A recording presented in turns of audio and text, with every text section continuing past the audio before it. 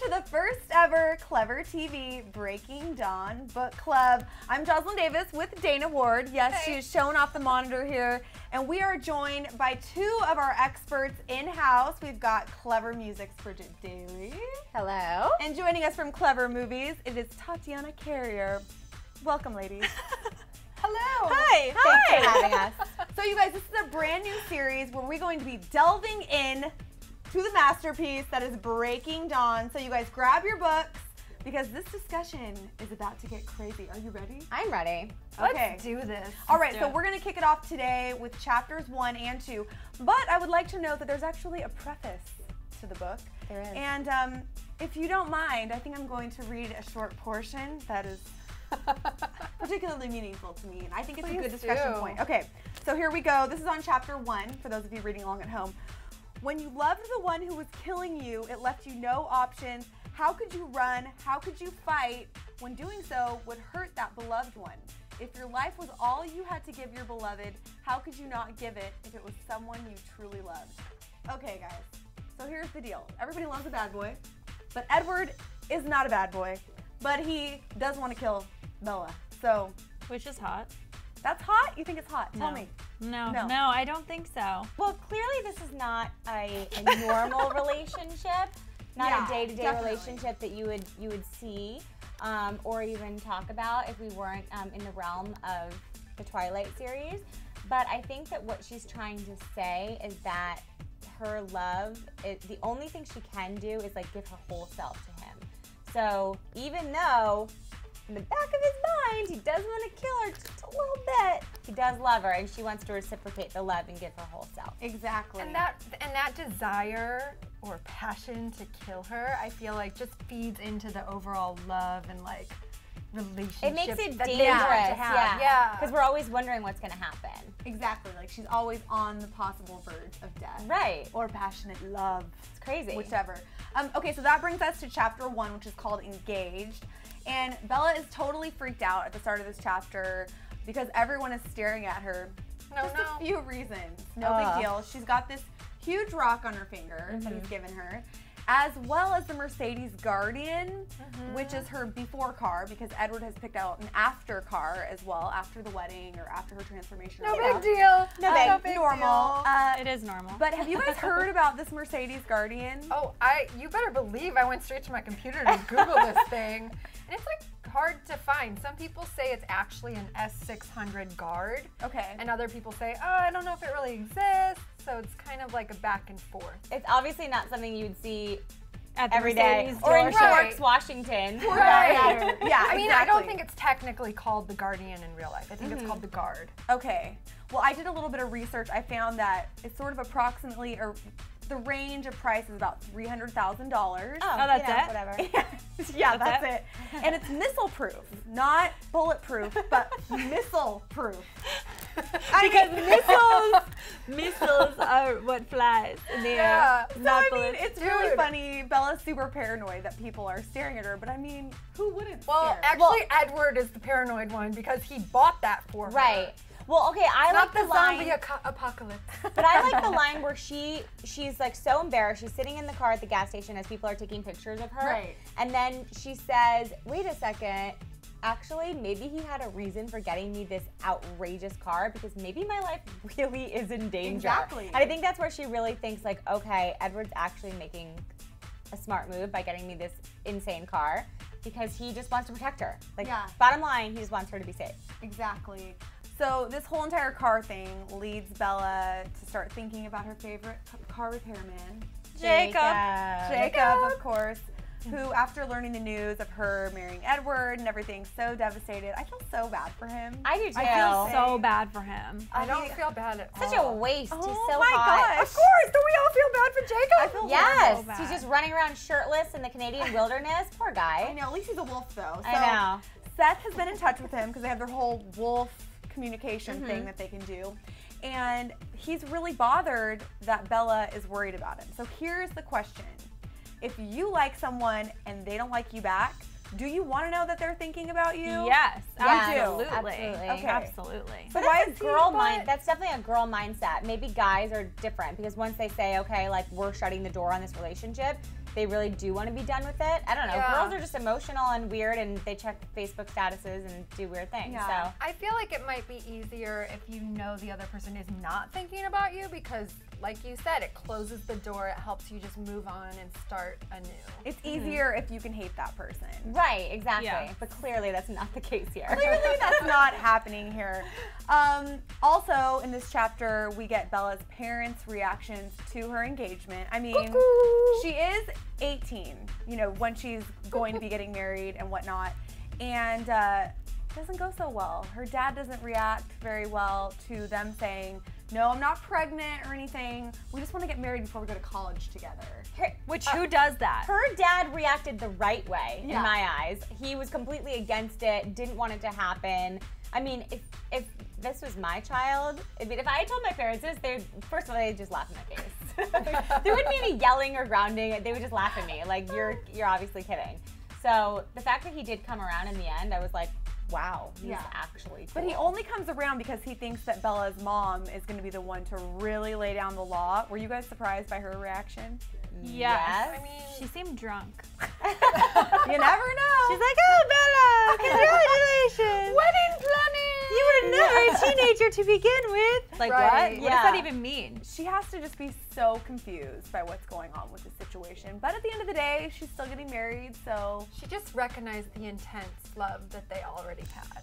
And I- Because we Yeah. all were intensely in love at 18. Come on. Exactly. I thought I was going to marry Jonathan Taylor Thomas. Like, let's be really serious. JTT. But then, of course, you know, Edward really wants to get married because he has the World War II morals. Or World War I, I'm sorry, not World War II. Because he's so old. I mean. He is an old soul, that one. He definitely is. So Bella, at the end of this chapter, has to try on her wedding dress, which we know is super annoying for her. So she What has a to go. brat. She has to go to her happy place.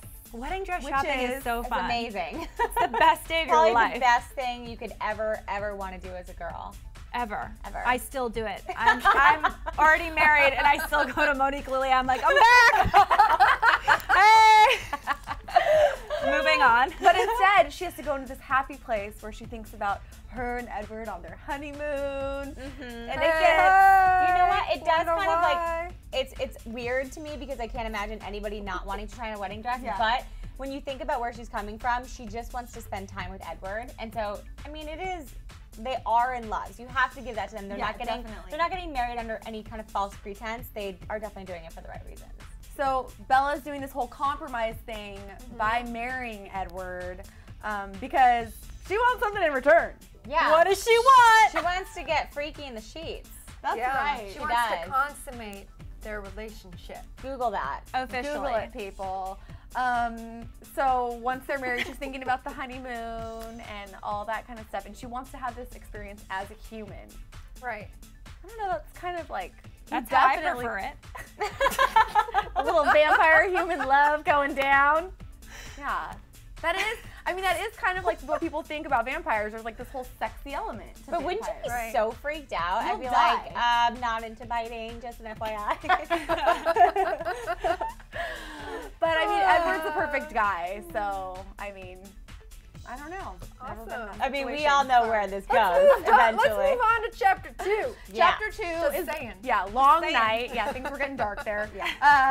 Long night, and this chapter opens up with the age-old question of Edward's soul. Bella thinking about Edward's soul. Of course, she thinks that he has one. Do we think that vampires have souls? I have to say, generally, I don't think vampires have souls. I mean, they're basically their mindset is to just go out there, kill humans, suck blood, do their thing.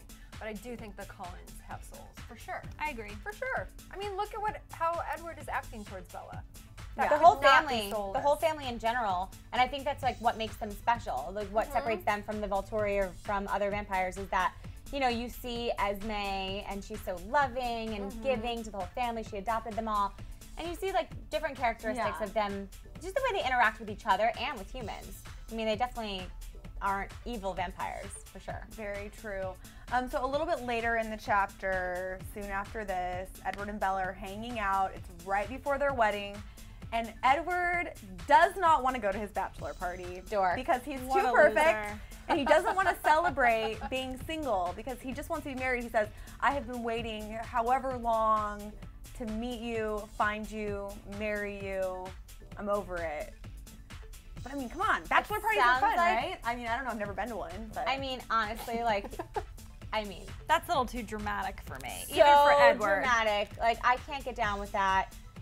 Every guy wants to go on his bachelor party. I don't care who we're talking about. But he's a vampire. Yeah, that's true. Maybe he's like not into it because he's from like year 1. You didn't know what that was. Year 1. Negative year 1. Well, apparently his bachelor party is going to include some wild animals. You know, his brothers, they're going to go out hunting in the forest. Cool. So that's... I don't blame him. I wouldn't want to go on this one either. Yeah. It's too scary. No. What No kind of strippers. upsets me No is strippers. What kind of upsets me is that Bella doesn't really go on a bachelorette party. I mean, hello, that's like next to wedding dress shopping. It's kind of like the most fun you can ever have. What do you think she would do for her bachelorette party? Cry. Seriously. Sit in the corner, cry. Cry and look in the mirror. Be emo. Be like, I'm staring at myself. But I feel like every time she goes out and like tries to do something normal with her friends, something horrible happens. Yeah. So I think it's for the best that she just lay low, hang out at home. Yeah. She should just go and join a motorcycle gang, I think, for her. I know, right? For her man. bachelorette. Another thing that comes up after this is the wedding. They're talking about the wedding, the guests. You guys know you've planned weddings. Tanya and the Denali Coven are going to come to the wedding. There's a few minor problems, though. Number one, they don't like the wolves. They definitely have beef with the wolves. They don't understand why they're invited, the wolf pack from La Push. And then there's the whole thing of Tanya trying to get all up on Bella's man back in the day. She wanted a little piece of Edward. Do you invite, like, your semi-ex to a wedding? Well, here's my feeling on it. I think there's no problem with inviting your exes to your weddings if you're friends with them. But in our case, our exes are certifiable whack jobs, so we're like not even friends with them. Yeah. So you don't even, like if you're not friends with them and you have nothing in common with them, there's no point. Right. True. Yeah. But in our case, we're not friends, you know. Yeah. Also, Yeah. building upon that, I think if 100 years has passed, I think it's okay. I think they're over it. I think they've moved on. You're right. You're totally right. What about guest-wise? Inviting the wolf pack and inviting the vampire coven? Like, what do? Just seat them on opposite sides of the dance floor? No, you mix and mingle. Yeah. Yeah. You have to have them socializing with each other. Yeah. That's what we do. It's the birth of a new family. You Yeah, gotta like true. just have everyone party and celebrate together. Good way to think And you don't about want to it. start any animosity. Yeah. Definitely not. With I mean, there's wolves and already so vampires much involved. drama going on. Imagine if they weren't invited, it would have been like a whole Other thing. shebang. Also, the discussion leads to lots of sacrifice on Bella's part. Obviously, I mean, it is a big sacrifice, something that she wants, though. But kind of this whole baby discussion gets started, which then later in the chapter leads into like this dream that Bella has or this memory that she has about this baby vampire. But before we heard about that in the book, there's this whole story of the Volturi and how they had to basically Wipe them 86 out. any baby vampires because they're they can't be insane. trusted. They're just not mature enough to handle the vampire lifestyle and all the secrets that they have to keep. So they were no longer allowed. And then Bella has this dream of this baby vampire and how cute and adorable it is until it kills everybody she knows. So do you guys, I thought this was like some really heavy foreshadowing. Definitely. Yeah. definitely. Especially because, you know, we come to, you know, when we get to like the birth thing and everything later on, it's pretty scary. So that's pretty much the end of chapters 1 and 2. What would you guys say was your highlight for each of you, discussion-wise? I really enjoyed talking about, do the vampires have souls and do the Cullens have souls? Because it just shows that the Cullens are a special group and they can be trusted. And I like knowing that, especially as Bella moves forward with Edward. What about you guys? Well, I really liked the conversation that Bella and Edward had the night before the wedding where they were talking about like, you know, I don't want to go to my bachelor party, and she was like, I just want to be with you. And it just really kind of, well, it may be weird for us to kind of put ourselves in that mindset. I think you get a really good sense as a reader where they're coming from as they're going into this marriage. Yeah. So I think it sets it up really well. I like that. Tatiana? I like discussing the car because, first of all, it's really weird that she has a before and after car, but it's really not that weird because it kind of sets us up for all the danger that's about to come Bella's way, and I think that it kind of prepares us for the unknown. Very, The very excitement true. Very of true. Breaking Dawn. But Missile part proof. one, Missile proof, not bulletproof. The missile- it's missile missile proof, proof. people. All good test that points, but since this is a book club, we want to hear from all of you guys, all of our fellow Breaking Dawn Book Club members. So go ahead and hit the comment section. And I think for today, I'm very curious to think what you guys think about the whole soul thing, especially with what's coming in the future for Bella. Hit the comment section. Let us know if you think vampires have souls or if maybe just the Cullens have souls. And make sure to come back right here to ClevverTV's Breaking Dawn Book Club every Saturday leading up to the big premiere of the movie, which I know we're all very, very excited Can't about. wait, can't wait. We're going to have tons of experts, great guests on the show, and I have to thank Bridget Daly from Clever Music, as well as Tatiana Carrier from Clever Movies for joining us today. And of course, Dana Ward, my partner in crime. We'll be right here every single week. Thanks for watching. Have a great one. Bye, guys. Bye. Hey guys, thanks so much for checking out the Breaking Dawn Book Club. Now, if you like what you just watched, make sure to subscribe to ClevverTV so that you never miss an episode. Also, we really want you to go ahead and get involved in the book club. So feel free to tweet us over at twitter.com/ClevverTV using the hashtag BDBC. And then, of course, we're going to be mentioning tons of you in the Breaking Dawn Book Club. Thanks for watching. Bye, guys.